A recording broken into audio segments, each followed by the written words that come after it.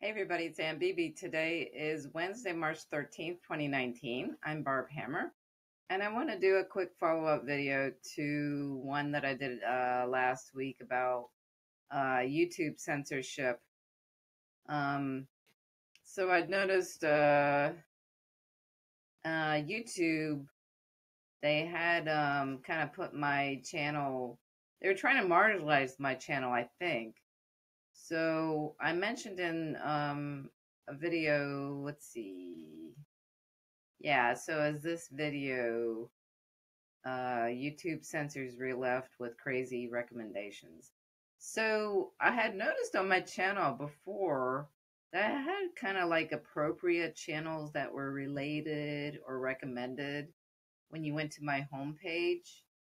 And then suddenly, and so they had put a YouTube, originally they put like craft channels, cooking channels, children's channels in the list on the right when you go to the home page. And then after I mentioned it in that video, suddenly it changed and so they put popular channels and they put like CNN, Fox News, Inside Edition, ABC News, and Global. I don't know, it's changed again here. I just noticed this. That's interesting. Anyway, I'm sorry if I maybe sounded conceited. It just seems like there was a strange coincidence when I would mention something in a video and something would change. And I didn't intend to sound conceited, but maybe I came across that way. But anyway, I realized because of what YouTube is doing, I can customize my channel, which I did. I clicked on this and I was able to put featured channels. So I put Scott Creighton's Church Dog 42 channel.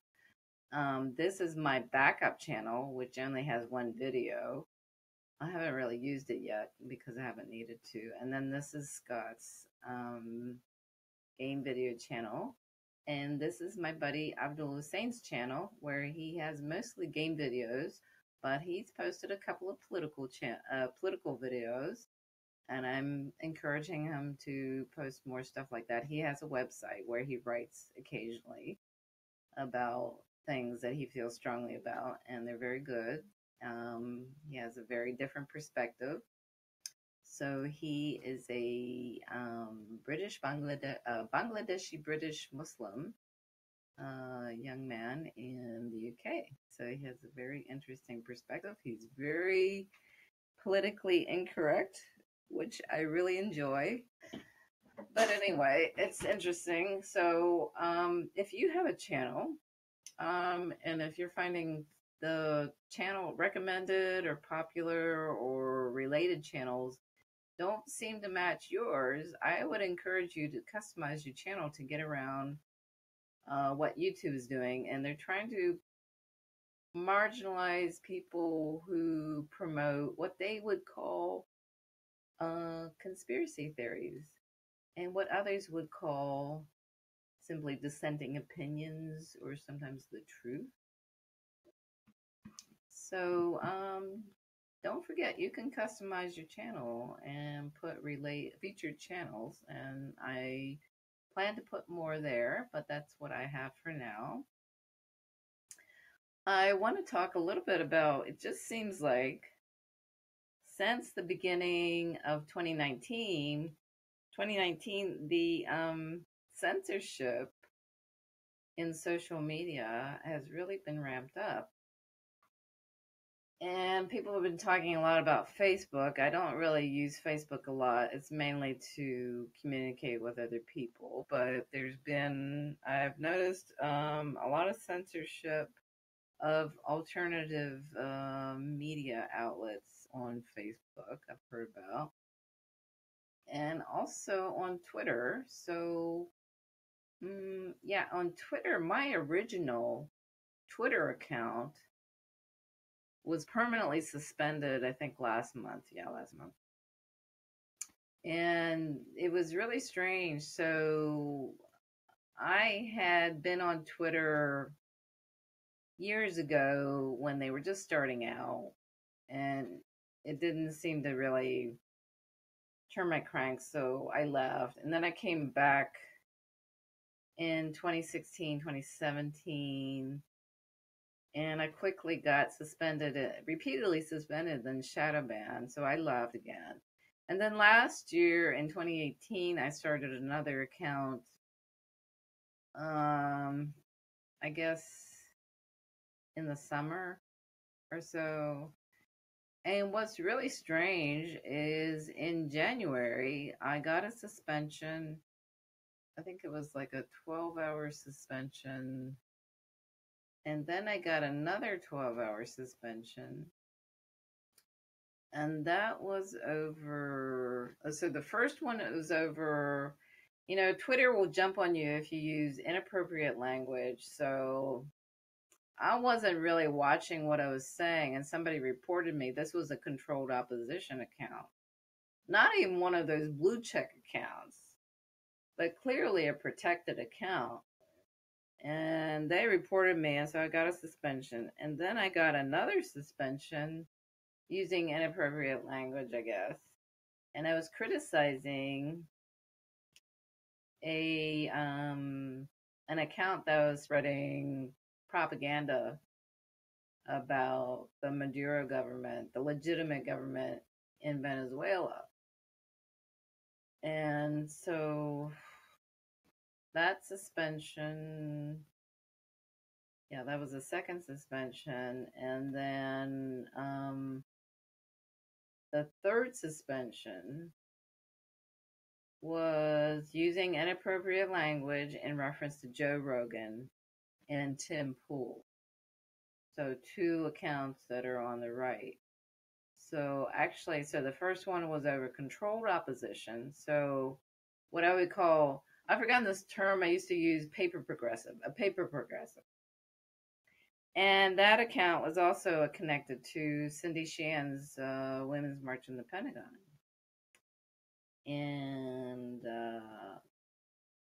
then finally, my original account, Twitter account, was permanently suspended when I criticized. So, okay, the first suspension was over a controlled opposition account. The second one over an account that was spreading propaganda about the Maduro government in Venezuela.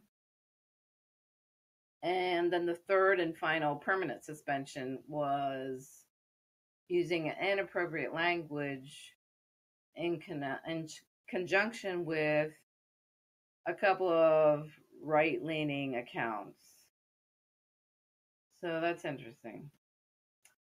Now, I had a backup account on Twitter, and that account, I got a suspension, I guess, last month for using inappropriate language in conjunction with Jorge Ramos, who's the Univision anchor who went to Venezuela and was put out some, bullshit video about people digging through garbage to feed themselves in Venezuela. And he essentially, because he was spreading propaganda, the Maduro government wasn't having it, and they kicked him out. So it's really stupid because these accounts, I've learned they can say sexist or ageist, make sexist or ageist comments about me, and they suffer no consequences at all. But if I use inappropriate language about them, Twitter's on me right away, and they suspend me. So it just seems like since the beginning of 2019, the censorship has really ramped up in conjunction with Venezuela and the regime change operations against that government, legitimate government. And if you're talking about anything that really challenges the establishment, not just sort of, pretend challenge, And that's what Cindy Shan's Women's March in the Pentagon group is. It's just a pretend challenge, and I'll talk about that some more. So we got their elections this year in Canada too. So I'm an American with dual citizenship. I live in Canada. So their elections this year, I think around October. And then the election campaign for the 2020 presidential elections in the U.S. have already started much earlier than they did in 2016. For the 2016 election, rather. There are also European Parliamentary elections that will be happening in May, and this happens at the time that there are Yellow Vest protests going on in France. So, let's see. There's something, okay. So, there was something interesting. So, there was an article posted on Twitter about what they have planned for healthy conversations. And let's see what else is here. Yeah. This was interesting. This is a video, an official video that French President Emmanuel Macron posted, or his staff posted about the European elections, and it's smearing the Yellow Vests. Smearing the Yellow Vests. And it actually shows the brutality of the police against peaceful protesters in France.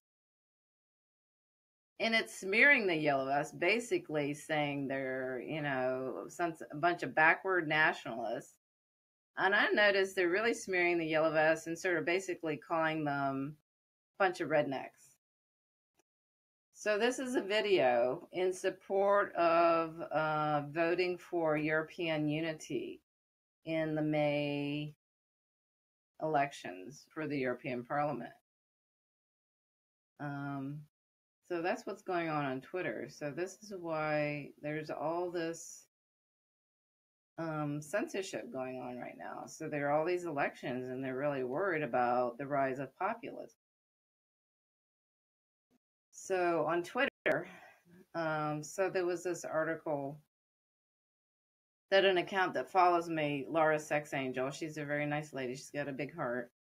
And so she retweeted and tagged me and others to this article where Twitter, yeah, so it says here, this is from NBC News. Whoops, hang on. Hang on. I'm trying to highlight just this. Yeah, there we go. Twitter is teasing some of the biggest changes to its social media service since it first launched in 2006, aiming to make good on the company's promise to promote healthy conversation. So things you can and cannot say on Twitter. And basically, any dissenting opinion is not tolerated on Twitter. So I've learned that I have to kind of phrase things in a different way. So instead of saying bitch, I will say female. I'll put in parentheses female dog. And I don't know what else. So you just have to kind of word things around what you really mean. Yeah, so here we go. This is a quote. Whoops, hang on. So Jack Dorsey. Okay. Keith Coleman. Okay. So this is a quote from a Twitter executive. We're also actually working on changing the product and changing the policies to improve the health of the conversations, Coleman said, pointing to faster and more proactive enforcement, including the takedown of accounts spreading hoaxes and conspiracy theories. That's what they call the truth now. So that is a quote from Keith Coleman, Twitter's head of consumer product. Yeah, so that's what's going on Twitter now. And I have to show you. So my current account, I got suspended for 12 hours because I made that statement about Jorge Ramos. So I said, if you want an example of a Latino version of Uncle Tom, that would be Jorge Ramos. I remember as being a massive hill shill in 2016. He's a disgraceful neocon and has portrayed his people for the gringo dollars. So that's why I got a 12-hour suspension. So I actually tweeted about that afterward. And I had the way I rephrased it, instead of saying Uncle Tom, I said Harriet B. Something like the main character in a Harriet Beecher Stowe novel. So that's how you have to word things now to avoid being censored on Twitter. So I'm being very careful with my language now on Twitter. And so there's just a lot of censorship on social media. So not just Facebook, which I don't really use much, but I'm aware there's a lot of censorship, and it's pretty dead on Facebook, really. So there's like a yellow vest group that I belong to. I haven't really looked at it much. Really dead on Facebook, and there's massive censorship going on, not just on Facebook, but YouTube and Twitter. And seems to be all in conjunction with the rise of populism since 2016. And Donald Trump got elected. I don't know that Donald Trump got elected, but Donald Trump is not a populist president. But Hillary Clinton was supposed to be the president. So anyway, so elections this year in Canada, presidential elections next year, 2020 in the US, they've already started. And then European elections, European Parliament elections in May of this year, and also Brexit. So they're still trying to push through a Brexit deal where they're accommodating. It's not a real Brexit deal. It's not a real break from the European Union. So anyway, that's what's going on. They're really fighting populism, and the censorship is really ramped up. So this is all I could do with my YouTube channel, and I'm very grateful that I have 171 subscribers within less than a year. And I want to thank all my subscribers and viewers. And I want to thank Scott Creighton for helping me create my channel and promoting my channel. And I want to thank Abdul Hussein too for being very supportive on Twitter. So there aren't very many of us on the real left, so we got to stick together.